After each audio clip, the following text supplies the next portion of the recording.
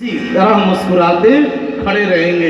भगवान ने कहा कि वाह बहुत तो ऐसा जो भगवान को पोजीशन में खड़े कर दिया। ऐसा क्यों? तो भीष्म पितामह ने बहुत प्यारी बात की। किसी का फोटो बनाना, फोटोग्राफर क्या कहता है, जरा मुस्कुराइए, जरा हंसिए। क्यों? क्योंकि हंसते समय जब वो फोटो खींचेगा ना तो मुस्कुराहट वाली फोटो आएगी। अगर मुख लटका करके चेहरा उदास करके फोटो खिंचवाया तो जीवन भर उसी तरह बना रहेगा। तो इसीलिए भीष्म पितामह ने ठाकुर जी को कहा कि आप मुस्कुराते हुए रहिए, भगवान मुस्कुराते रहे। पांचों पांडव एक है कि सभी ने भीष्म पितामह से प्रश्न किए। युधिष्ठिर जी महाराज को बहुत सुंदर उपदेश देते भीष्म पितामह। दान धर्मान, राज धर्मान, मोक्ष धर्मान विभाग, स्त्री धर्मान, भगवत धर्मान, समास व्यास योगतः, सभी धर्मों की सम्यक व्याख्या करें। बहुत बढ़िया समझाया। और समझाते समझाते भीष्म पितामह ने कहा, युधिष्ठिर मेरी अंतिम दो बातें उसको ध्यान रख लेना, गांठ कर लेना। भीष्म पितामह कहते हैं, युधिष्ठिर अंतिम मेरी दो बात है, कोई कितना भी अपराध कर दे, कोई कितना भी बड़ी गलती कर दे, फिर भी यदि क्षमा मांग ले उसको उठा करके सीने से लगा लेना। पहला, कोई गलती कर दे, आपको पता है किसने गलती कर दी, फिर भी यदि आप उसको समेट करके हृदय से लगा लेते तो आप महान होंगे, आपका रिश्ता बचा रहेगा। और मेरे जीवन का अंतिम उपदेश है युधिष्ठिर कि भगवान ने ताकत दी है, भुजाओं में बल है, और कोई अधर्म कर रहा हो, कोई पाप कर रहा हो, तो यदि भुजाओं में ताकत रहने के बाद भी आपने उसका जवाब नहीं दिया, चुपचाप सहते रह गए, तो जो पाप तो कर रहा उसको उतना पाप नहीं लगेगा जितना कि चुपचाप सहने वाले को पाप लगेगा। यदि आपकी आंखों के सामने कोई अधर्म कर रहा हो और आपने चुपचाप सह लिया, सुन लिया, चुप रह गए, आपने कोई जवाब नहीं दिया, तो जो कर रहा है वो तो पापी है ही, उससे ज्यादा पाप के बागी आप बनोगे। जैसे ये बात भीष्म पितामह ने कही, बगल में द्रौपदी भी ताली बजाने लगे। वाह वाह पितामह, बहुत बढ़िया बात कही। भीष्म पितामह असल, द्रौपदी ताली बजा रही हो, क्या हुआ?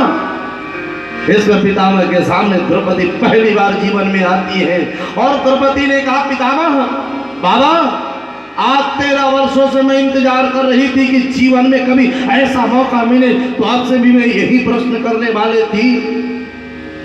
अभी अभी आपने कहा कि भुजाओं में ताकत हो और कोई अधर्म कर रहा हो तो सहन मत करना। पितामह एक बात बताओ, आप उस समय आपका ये ज्ञान, आपकी ये बुद्धि कहाँ चली गई थी? याद है भरी सभा में दुर्योधन ने आज्ञा कर दी कि द्रौपदी को नग्न करके जंघे पर बैठा दो, और दुशासन मेरे बाल को पकड़कर घसीटते हुए सभा में पटक दिया। अब तब मैं मछली की तरह तड़पती रही। दुर्योधन बार बार अपना जंघा दिखाए गया, दुशासन खींच करके बैठा दे मेरे जंघा पर, और मैं मछली की तरह तड़पती बिलखती रही। मैंने द्रोणाचार्य, कृपाचार्य, धृतराष्ट्र, कर्ण, पांचों पांडव सभी के शरण में गई, सबसे अपने प्रतिष्ठा की बचाने की गुहार करती रही और रोती बिलखती रही। किसी ने मेरी तरफ देखा तक नहीं। मुझे भय नहीं था, मुझे डर नहीं लग रहा था। जानते क्यों? मुझे लग रहा था कि जिस सभा में आप जैसे दुनिया के सबसे बड़े ज्ञानी, जिस सभा में आपके जैसे सबसे ताकतवर लोग बैठे हैं, उस सभा में कोई इतना बड़ा पाप कैसे कर सकता है?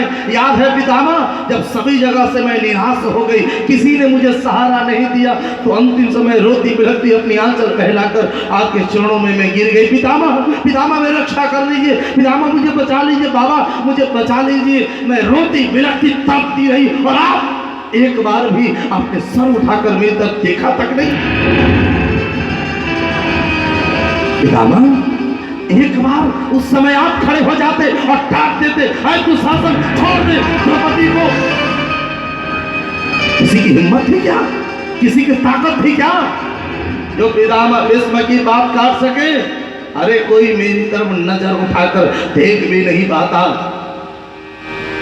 लेकिन मैं रोती बिलखती रही और आपने मेरी तरफ ध्यान भी नहीं दिया। प्रभु यदि उस समय मेरे गोविंद, मेरे भाई कृष्ण मेरी मदद ना की होती, मेरी मदद मेरे गोविंद ने ना की होती,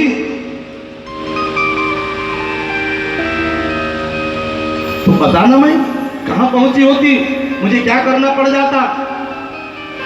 और सज्जनों, द्रौपदी जब सभी जगत से निराश हो गई ना, द्रौपदी का जब किसी ने मदद नहीं किया, तब इस द्रौपदी ने हाथ ऊपर कर दिया, ऐ गोविंद, ऐ द्वारकाधीश, लाज रहे तो तेरी, लाज जाए तो तेरी।